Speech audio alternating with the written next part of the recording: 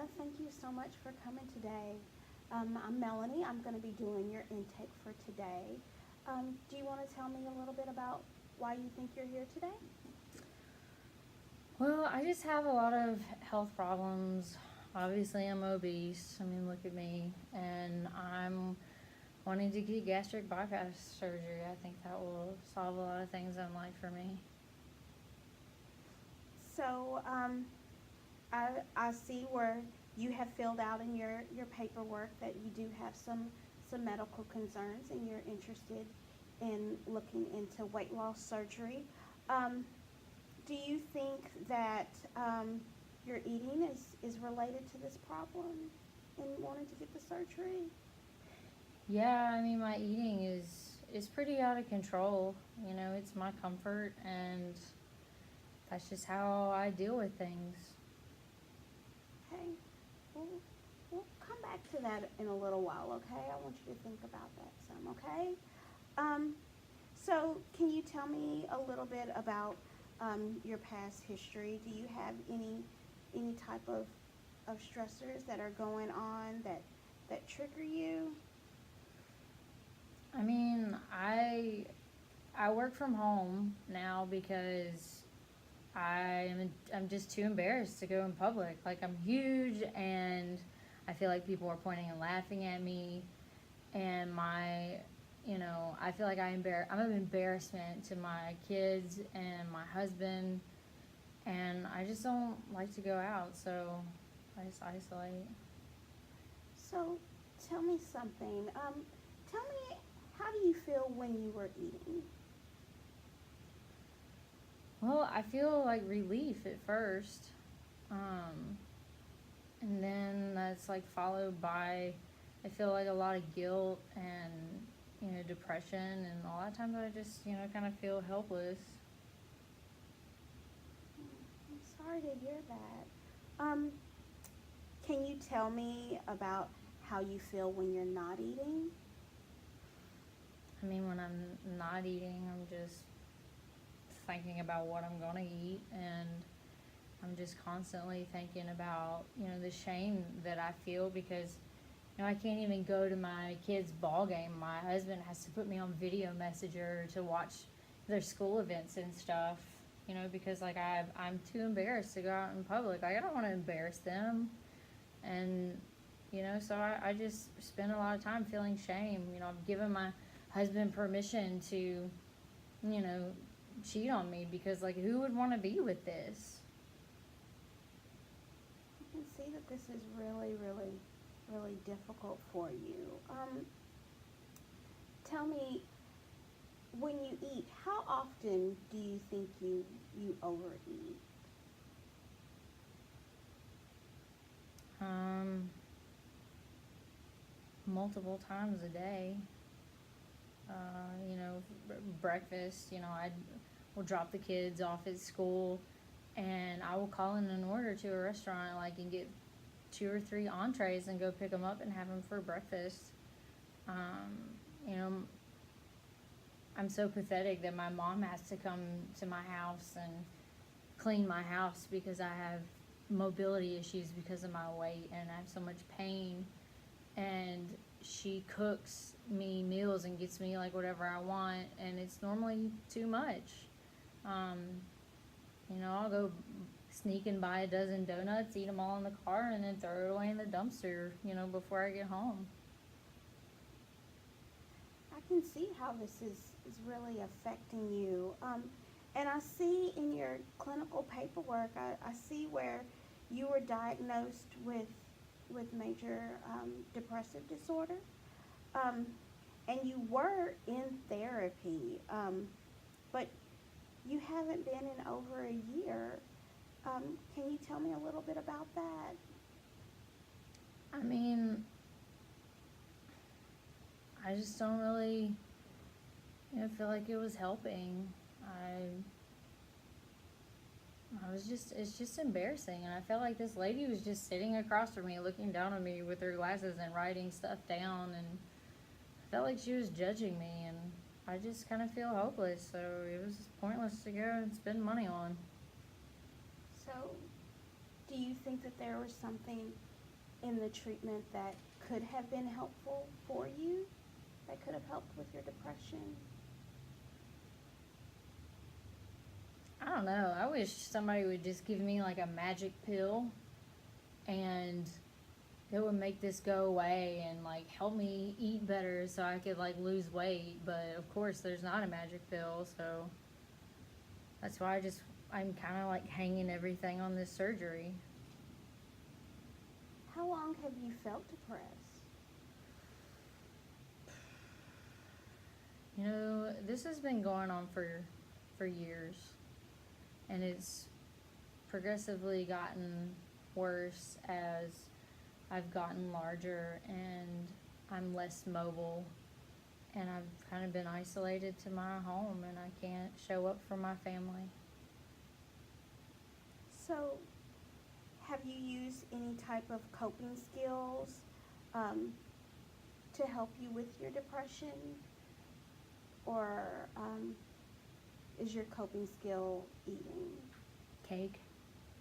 I use cake. Sweets. I numb out on TV and internet a lot. And that's really all that I do. Is just I spend my days kind of around planning my meals and like what next meal I'm gonna get, and trying to figure out how I can hide how much money I've spent on food from my husband, and it's just like a never-ending cycle. I'm tired. So, can you tell me about any time that you may not have been depressed? What event happened? Whether it's recent or something that's been a while. When can you tell me about the last time that you haven't felt depressed? Well, you know, probably got married 10 years ago, and shortly after we got married, a couple years, my grandmother passed away, and I started to notice, you know, some depression. Then I was losing interest in things that I once used to have interest in, and feeling hopeless and things like that. And it just kind of snowballed from there. After my grandmother's death, she was very important to me. And my eating increased, and the more I ate, the worse I felt afterwards. So, have you, in your depression, have you ever done anything to harm yourself? Have you ever thought about suicide? I mean, I've certainly thought, you know, maybe everybody would just be better off if I weren't here. You know, maybe I would feel relieved if I weren't here. I just want the pain and the shame and the guilt to go away. But I've never, you know, attempted suicide.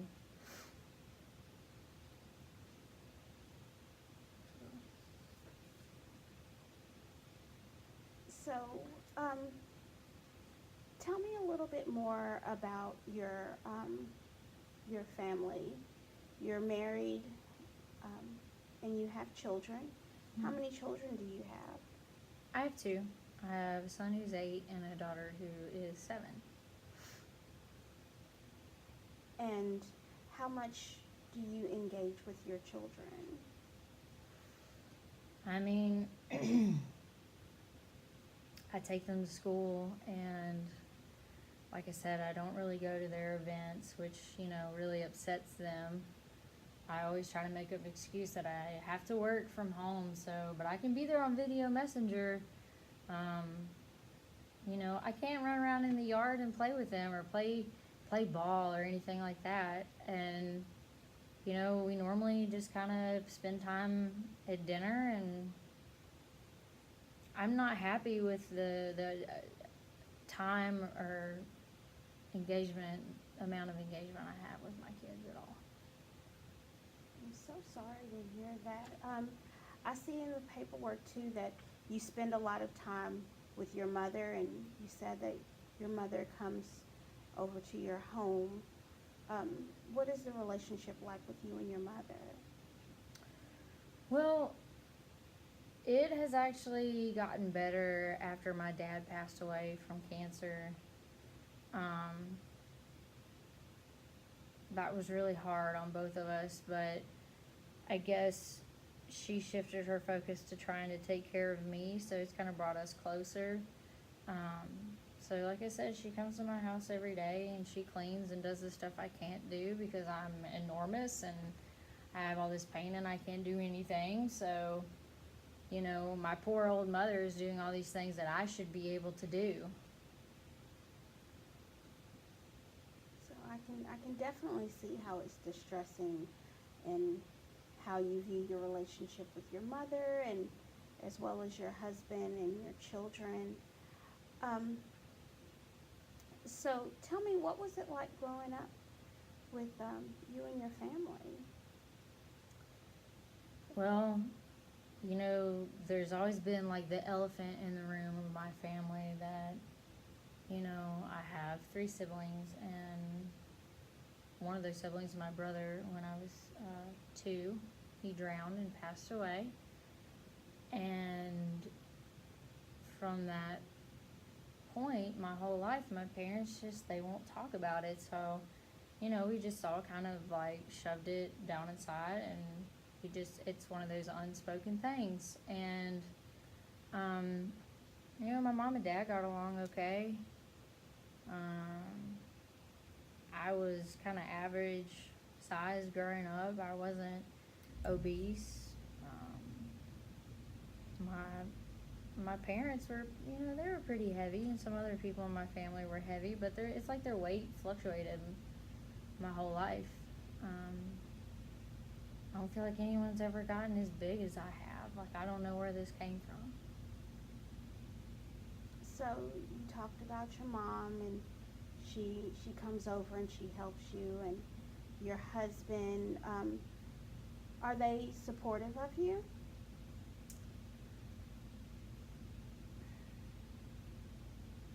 I mean, there have been times in my life that have kind of like left scars where, you know, my parents have made comments about like me just being lazy.